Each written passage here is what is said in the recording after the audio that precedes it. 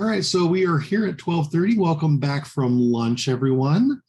I hope you all had a chance to caught up on a little bit of email, grab something tasty for lunch. So let's jump into our last little portion. We're going to take a quick look at competencies, as well as some of the resources that we are making available on the Federal Executive Board website. So let's start off first with what is a competency? And each of our jobs has a unique and specific task that make it complicated, if not impossible, to directly improve without someone else knowing a specific role along with the tasks, skills, and processes involved. So how do we improve? How do we get better? One way is through direct job-specific skill systems-based training. Our mentoring program is not that. A competency, as we can see here, is that sufficiency of means for the necessity of a position. How do we get the job done? Or the ability to do something successfully or efficiencies. And that second form of training is where competencies comes in. I know there's a lot of definitions for competencies. So for our purposes, competencies can be thought of as the underlying fundamental knowledge, skills, or abilities that enable a person to learn or complete a task or skill.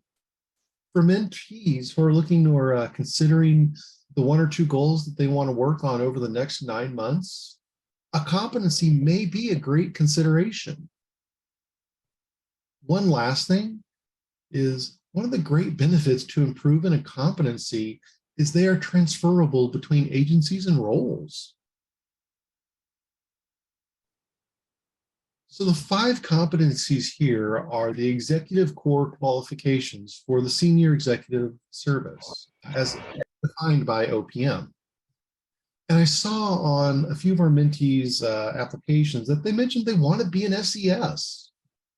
Well, part of what makes a competitive SES package will be for you to seek out or to be constantly seek out and having these competencies in the back of your mind as you look for ways to develop and hone them at ever higher complexity and levels.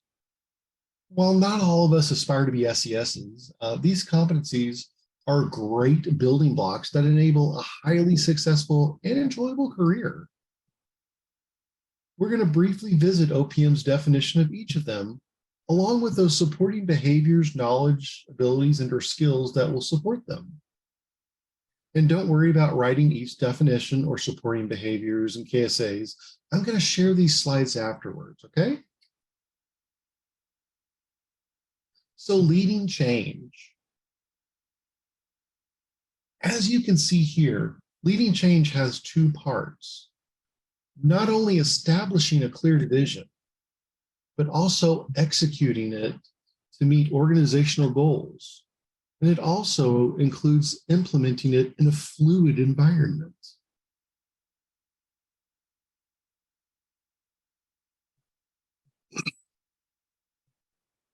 And as promised, here are these supporting behaviors and skills, knowledge, and abilities that will support as you're developing this leading to change.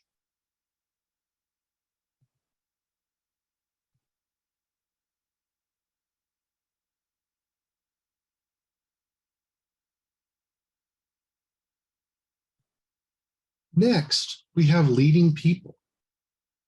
And here we find one of the more challenging competencies.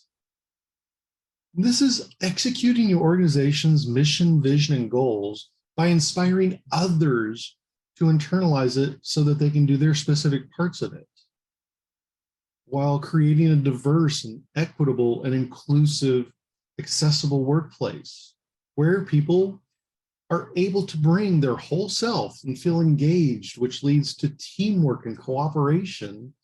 And of course, making sure that you resolve any conflicts that come up in a constructive way.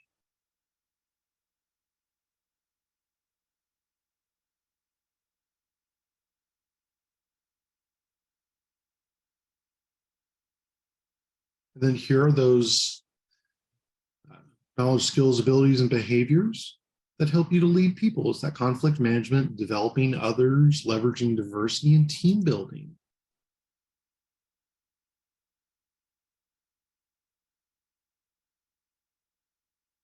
Next is results driven. I feel like this is perhaps one of the easiest of our ECQs to grasp because it's very concrete and measurable. Our performance plans are built around results, and we receive our ratings based on how well we execute the mission and objectives.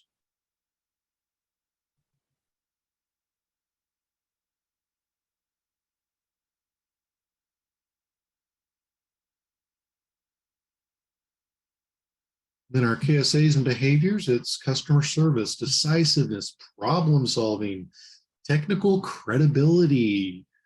So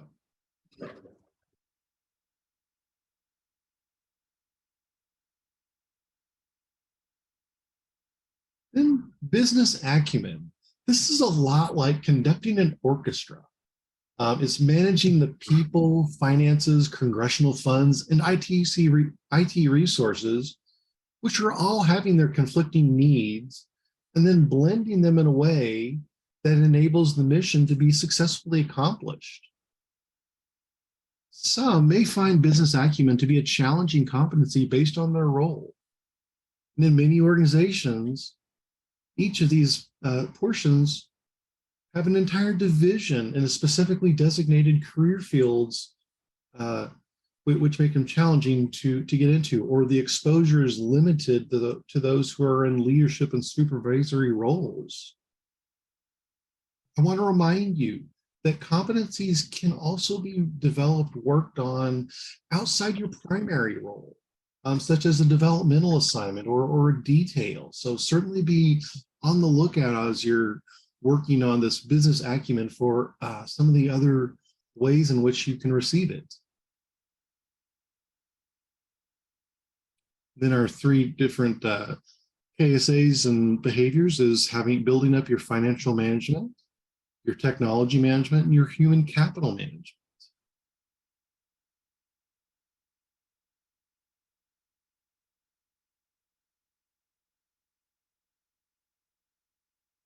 And here we have our final competency, building coalitions.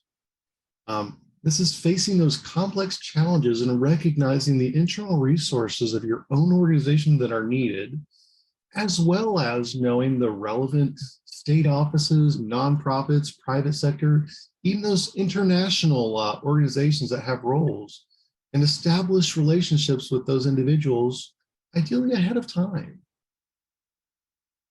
And a challenge that some people can experience when they're in their roles and teams is they have minimal opportunities to interact outside their own area. They can be stovepiped.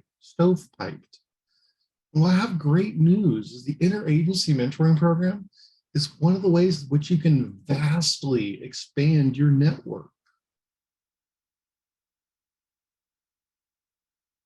And here we have the partnering, the political savvy, the influencing negotiation that will help you be successful as you work on the building coalitions competency.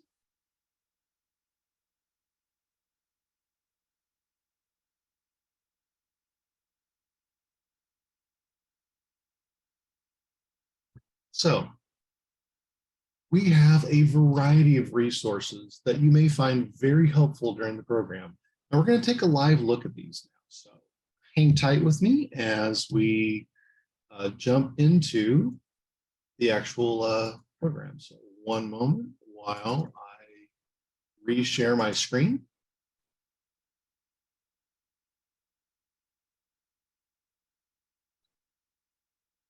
So we're going to kansascity.feb.gov. That's our FEB website. This is our landing page. You'll come down here to committees. And then you go to human resources. Under human resources, you'll click on professional development. And here We have the executive core qualifications, the ECQs, and just their basic definitions. Leading change, leading people, results-driven, business acumen, and building coalitions.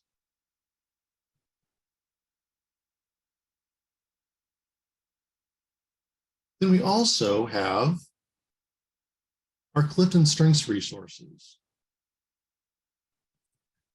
And here we have our Strengths Quick Reference, which gives a brief definition of each of the strength themes. So you'll have all 34, along with just really quick definitions. We have the strength domains, which are executing, influencing, relationship building, and strategic thinking, along with each of the definitions, and then each of the strengths that come underneath these categorizations.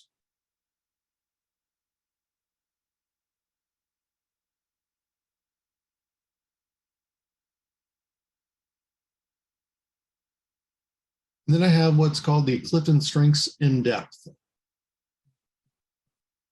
Don't worry, this is actually a lot of information where it's all put together. You have your strength over here, the definition, and the domain, along with words and that may help describe what types of roles that they may find themselves in, descriptions of each of the strengths. Then the I am statements, the I am a hard worker or I will statement as well. The unique contribution that the strength brings. Some of the requirements that will help that strength continue to grow.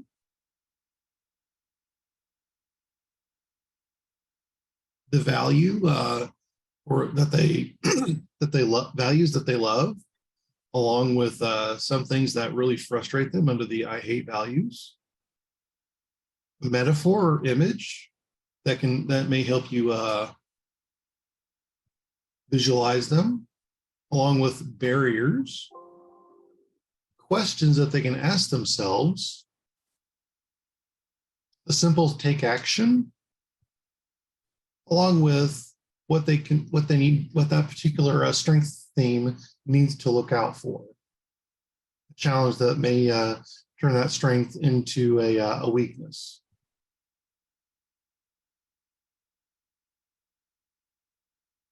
Then we have our strength in action worksheets.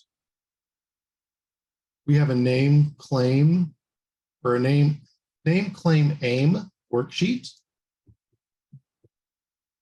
For those our mentees who have their Strength Finders reports, they can name it by reading the report and identifying which of the statements they most strongly resonates with them. The claim it portion, which is gaining the awareness of what do they do, how do they see that strength in their daily life. And then the aim it, which is how are we going to intentionally invest in or utilize. And you'll just put your theme name up here, and then you'll have name, claim, and aim sections. And this could be a great resource or a great talking point for our mentees and mentors who want to work on developing one of the strength themes. Additionally, we have theme dynamic worksheets. This is where you could use the in-depth worksheet to help you complete it, where you compare two things, how they complement one another, as well as how you use those themes in your day-to-day life, and how they affect you in your role. And then also how they impact your approach. And then some additional theme insights can be through, you put your themes here, and then you'll choose the who am I statement that resonates with you, along with the describes me that we saw in the in-depth worksheet, to come up with some different potential, hey, you know what, with the responsibility in a relator, let me explore being a truthful responder.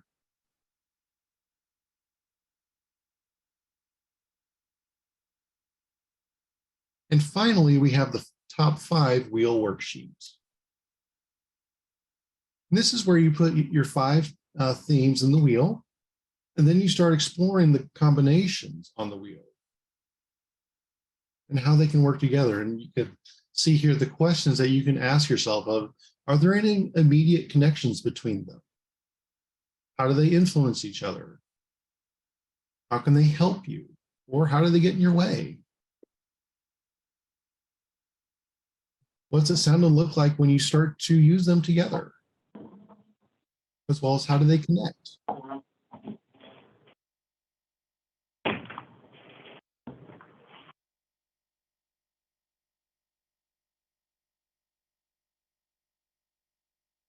And then we have collected resources that are sorted by ECQ. And these are some short videos that we've gathered that you could review together and then, or review independently and then talk about together about what would it look like if we started to put this into use. Again, we have leading change, leading people, results-driven, business acumen, and coalitions. This is just kind of the start of our resources. And this is, if you don't already have a list, that's great. And if you do, and you want to share some, please let me know, because these are some great options. So let's go back to our PowerPoint as we wrap up here. Or at least wrap up the direct portion, I should say.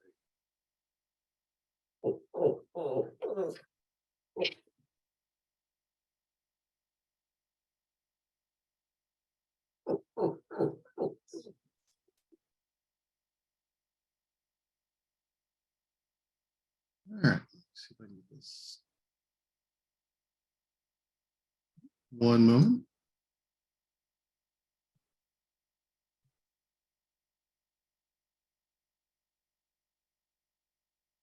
Here we go.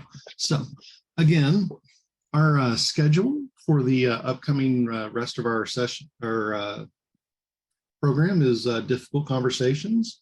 I'm going to share a fantastic knowledge model that'll help you start off those really challenging conversations in a way that's going to encourage the other person to join you in dialogue. In March, we have our resume workshop where OPM's staff acquisition groups going to provide you with a highly interactive discussion about resumes using the USA Jobs website, how to read and decode postings on there, and then finish up with about 5 to 10 minutes of a one-on-one resume of your one-on-one review of your resume. And our final planned training is in April, where we're going to explore the DISC profile, which you're going to complete online for free, and then look at each of the styles and how we can use that to improve our communication with others by better understanding their style and how they may need to hear and receive information. Between May and August, we have time set aside for that mentor-mentee pairings to continue meeting in an unstructured manner. One of the questions I was asked before, how frequently does that look like? On average, it sounds like an hour every couple of weeks. And there you'll be discussing your goals, your progress, and your challenges. And then we wrap up with our graduation and leadership panel, which is a great opportunity for you to invite your supervisor into, as well as just hear from senior leadership on some things. You'll see some asterisks next to a couple of our sessions here. And those just indicates where I'm inviting members of our Federal Emerging Leaders Development Program to join us. So you'll see a few new names on here. So I know we have provided you with a lot of information over the last few hours. And I really appreciate you staying with me. But I'd like to hear from you now as we've talked through all the different parts. What are you looking forward to most during the program?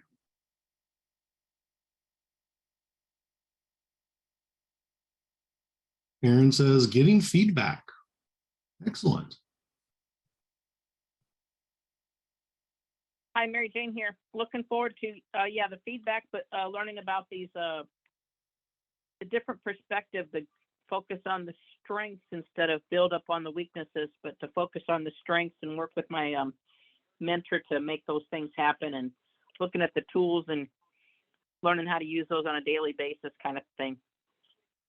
Excellent. Yeah, that's very true. As we were discussing in our Clifton Strengths overview, we often have a focus on we've got to fix our weaknesses in order to be successful. And for our mentors who maybe not have received it yet, our biggest opportunity for growth comes from where we can use our strengths and then accelerate into those. And here, witnessing growth from Carrie, I love that one. Tiandra, receiving feedback, having somebody hold you accountable, building relationships as well. Batch sharing, understanding other agencies better and how they operate. Wanda's really looking forward to the OPM session. Anessa, learning from one another. That's fantastic. We have so much available in this program. And as Larry was sharing earlier, you truly get back what you put into it. So please, please, please, we've got 9 months together, and we've got a lot that we can provide one another in so many ways. Again, I want to emphasize, if you have questions, please, please, please let me know. If for some reason you haven't heard from your mentor or mentee, let me know earlier on. It's so much easier to either reestablish contact or find out what's going on. Ideally, you'd be comfortable enough to talk to each other about it, but if not, reach out to me, especially if something's going on that you either don't understand or is making you uncomfortable. Please let me know. With that, we're actually at the goal setting portion of our program. I am busily updating our breakout rooms, and if you will hang tight with me for just a little bit longer, I will have those set up, and then I will bring everybody back out into them. So you all are welcome to meet there. You're welcome to meet outside of this. So use breakout rooms if you like. I'll stay on till about 2 or 2:30, but there's no need to come back into this. Otherwise, I will see you in February for my difficult conversations course. And again, thank you so much for staying with us, and stay tuned.